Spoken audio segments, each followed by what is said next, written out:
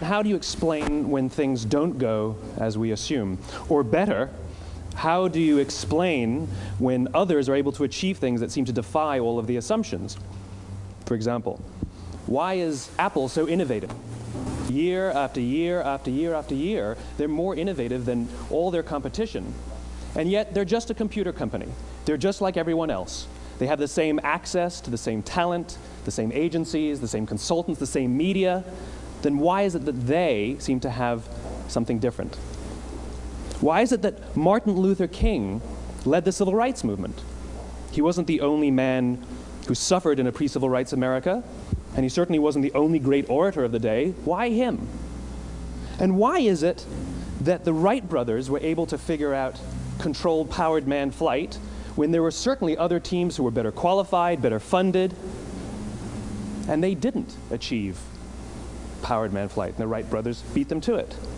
There's something else at play here. About 3.5 years ago, I made a discovery, and this discovery profoundly changed my view on how I thought the world worked, and it even profoundly changed the way in which I operate in it. As it turns out, there's a pattern. As it turns out, all the great and inspiring leaders and organizations in the world, whether it's Apple or Martin Luther King or the Wright brothers, they all think, act, and communicate the exact same way, and it's the complete opposite to everyone else. All I did was codify it. And it's probably the world's simplest idea. I call it the golden circle.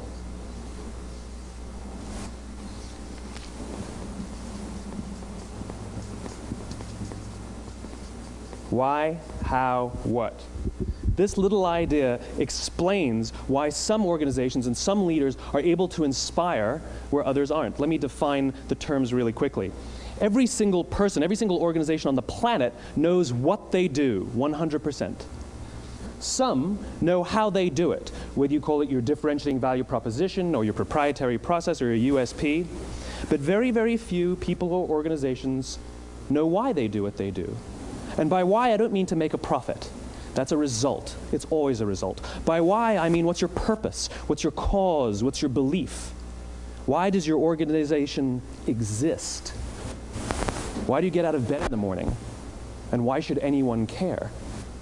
Well, as a result, the way we think, the way we act, the way we communicate is from the outside in. It's obvious. We go from the clearest thing to the fuzziest thing. But the inspired leaders and the inspired organizations, regardless of their size, regardless of their industry, all think, act, and communicate from the inside out. Let me give you an example. I use Apple because they're easy to understand and everybody gets it. If Apple were like everyone else, a marketing message from them might sound like this. We make great computers. They're beautifully designed, simple to use, and user-friendly. Want to buy one? Meh. And that's how most of us communicate. That's how most marketing is done, that's how most sales is done, and that's how most of us communicate interpersonally. We say what we do, we say how we're different or how we're better, and we expect some sort of behavior, a purchase, a vote, something like that. Here's our new law firm. We have the best lawyers with the biggest clients. We have, we always perform for our clients, do business with us. Here's our new car. It gets great gas mileage. It has, leather seats. Buy our car. But it's uninspiring. Here's how Apple actually communicates. Everything we do, we believe in challenging the status quo. We believe in thinking differently. The way we challenge the status quo is by making our products beautifully designed, simple to use, and user-friendly. We just happen to make great computers. Want to buy one? Totally different, right? You're ready to buy a computer from me. All I did was reverse the order of the information. What it proves to us is that people don't buy what you do, people buy why you do it. People don't buy what you do, they buy why you do it. This explains why every single person in this room is perfectly comfortable buying a computer from Apple. But we're also perfectly comfortable buying an MP3 player from Apple, or a phone from Apple, or a DVR from Apple. But as I said before, Apple's just a computer company. There's nothing that distinguishes them structurally from any of their competitors. Their competitors are all equally qualified to make all of these products. In fact, they tried. A few years ago, Gateway came out with flat-screen TVs. They're eminently qualified to make flat-screen TVs. They've been making flat-screen monitors for years. Nobody bought one.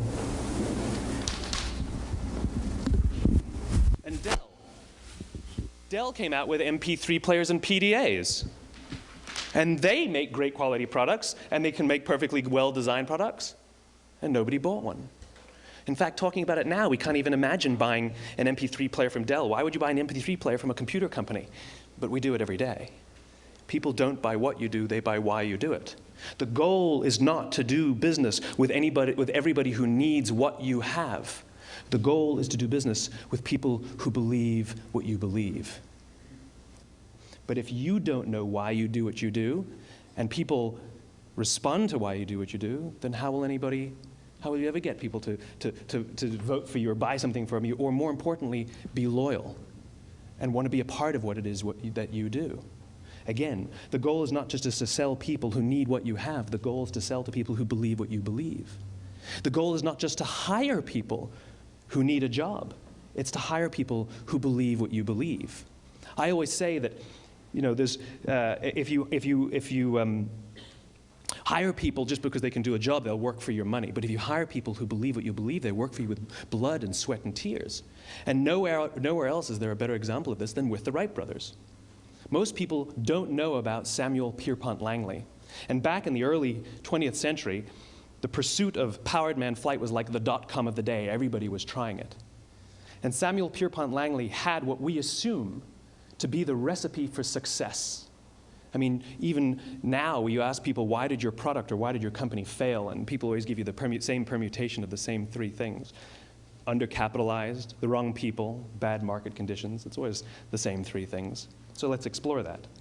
Samuel Pierpont Langley was given $50,000 by the War Department to figure out this flying machine. Money was no problem. He held a seat at Harvard and worked at the Smithsonian and was extremely well connected. He knew all the big minds of the day.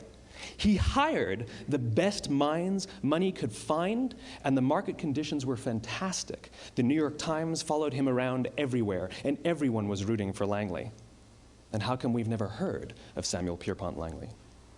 A few hundred miles away in Dayton, Ohio, Orville and Wilbur Wright.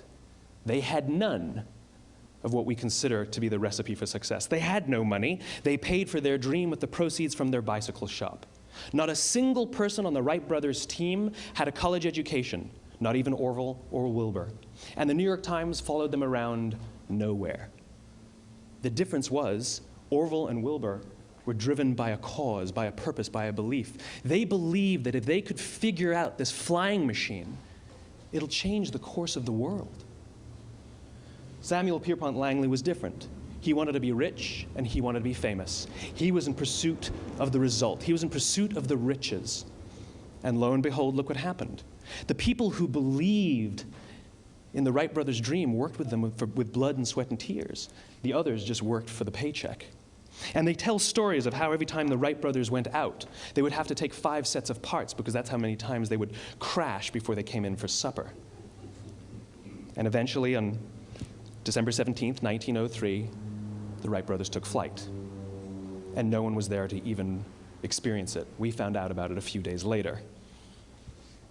And further proof that Langley was motivated by the wrong thing, the day the Wright brothers took flight, he quit. He could have said, "That's an amazing discovery, guys. Now we'll improve upon your technology." But he didn't. He wasn't first. He didn't get rich. He didn't get famous. So he quit. People don't buy what you do, they buy why you do it. And if you talk about what you believe, you will attract those who believe what you believe. Well, why is it important to attract those who believe what you believe? Something called the law of diffusion of innovation. And if you don't know the law, you definitely know the terminology. The first 2.5% of our population are our innovators. The next 13.5% of our population are our early adopters. The next 34% are your early majority, your late majority, and your laggards. The only reason these people buy touch-tone phones is because you can't buy rotary phones anymore. We all sit at various places at various times on the scale, but what the law of diffusion of innovation tells us is that if you want mass market success or mass market acceptance of an idea, you cannot have it until you achieve this tipping point between 15 and 18% market penetration, and then the system tips. And I love asking businesses, what's your conversion on new business? And they love to tell you, oh, it's about 10%, proudly. Well, you can trip over 10% of the customers. We all have about 10% who just get it. That's how we describe them, right? That's like that gut feeling, oh, they just get it. The problem is, how do you find the ones that just get it before you're doing business with them versus the ones who don't get it? So it's this here, this little gap, that you have to close, as Geoffrey Moore calls it, crossing the chasm. Because you see, the early majority will not try something until someone else has tried it first. And these guys, the innovators and the early adopters, they're comfortable making those gut decisions. They're more comfortable making those intuitive decisions that are driven by what they believe about the world, and not just what product is available.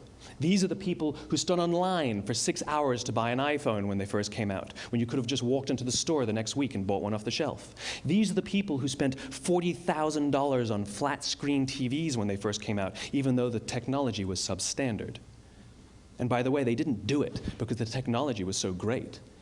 They did it for themselves. It's because they wanted to be first.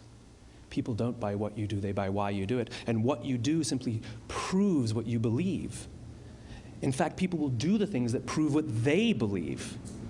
The reason that person bought the iPhone in the first 6 hours, or stood in line for 6 hours, was because of what they believed about the world and how they wanted everybody to see them.